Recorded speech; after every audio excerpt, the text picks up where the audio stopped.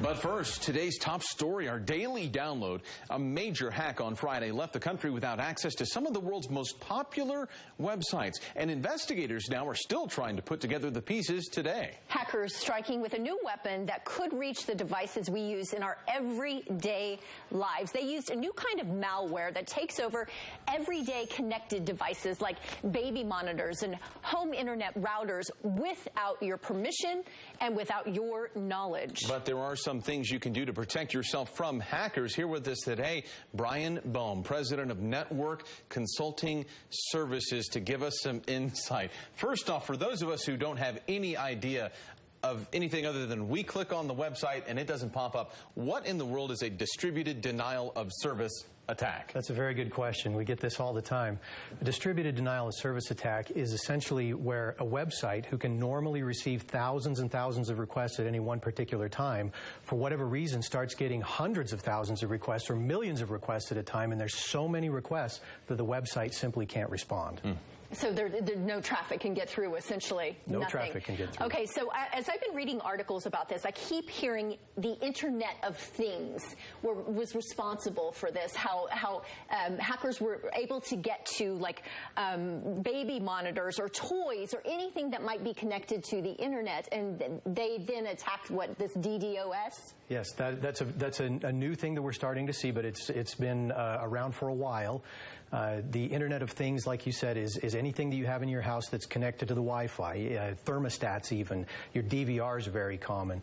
Most of the denial of service attacks we've seen traditionally have come from the common, your tablet, your PC, your Macintosh, something along those lines that you've had a piece of malware on. But now we're seeing the attackers saying, well, that's not good enough. We need the size of our attacks to increase dramatically, which means we're going to need a lot more devices to do it.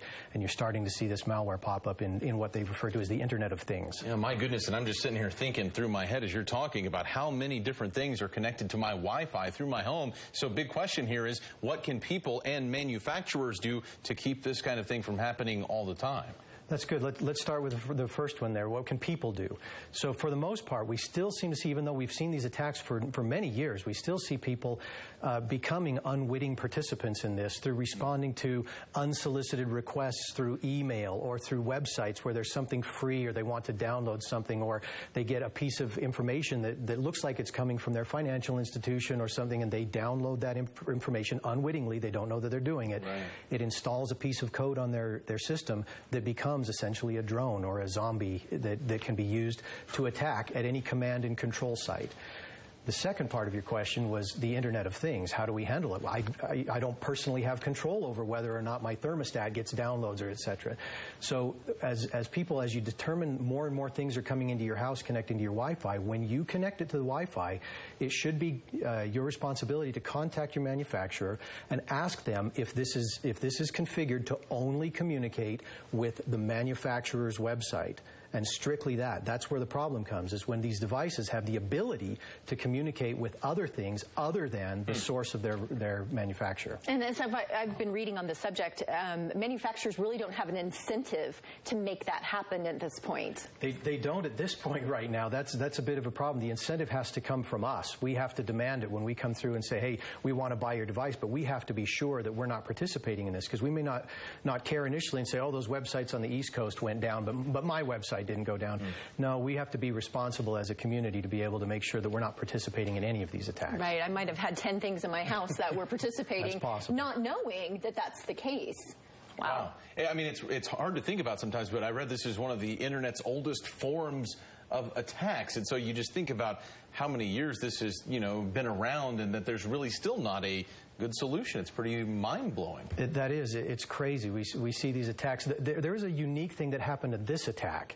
This attack was not targeted to a specific organization. So most of these attacks, when we see those, go towards one website or one thing as an extortion or something to hacktivism or something along those lines.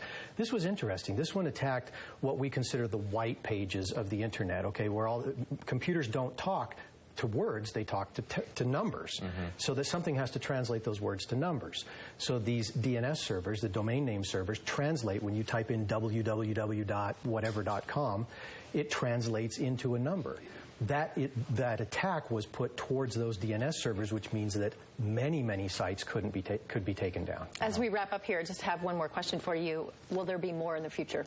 I've got to be careful not to be a doomsday prophet, but I have to say yes. I mean, to your point, this has been around for a long time. It's most likely going to be around for a lot longer, especially if we can't, as a population, get ourselves out of participating in these. So